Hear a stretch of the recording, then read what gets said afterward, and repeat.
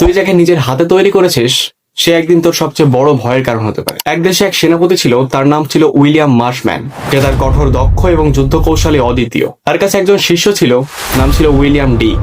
সে প্রচুর মন দিয়ে নিজের গুরুর কাছে যুদ্ধ কৌশল শিখত আর মনে মনে স্বপ্ন দেখত সে একদিন গুরুর মতো শক্তিশালী জনপ্রিয় সেনাপতি হবে। ডিক এখন অনেক দক্ষ। সে একদিন ভাবলো, আমি যদি আমার গুরু অর্থাৎ উইলিয়াম মার্শম্যানকে ইমপ্রেস করতে পারি তাহলে সে বুঝতে পারবে যে আমি কতটা এগিয়ে গেছি। তারপর সে নিজের মতো একটা তরবারি চালানোর কৌশল বানালো, খুবই বেস্ট, আর সেটা তার গুরুকে দেখাতে গেল। কিন্তু সে যা কোনোদিন ভাবেনি সেটাই হলো। কিন্তু উইলিয়াম মার্শম্যান হঠাৎ রেগে গেলেন।